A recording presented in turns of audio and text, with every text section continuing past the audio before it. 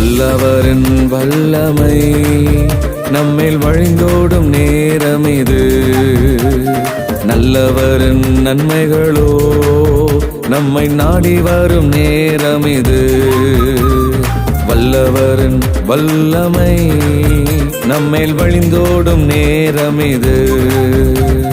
நல்லவரின் நன்மைகளோ நம்மை நாடி வரும் நேரம் இது.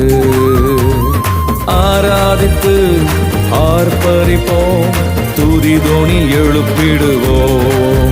இணைந்து ஆராதித்து ஆர்ப்பரிப்போம், துதிதோனி எழுப்பிடுவோம்.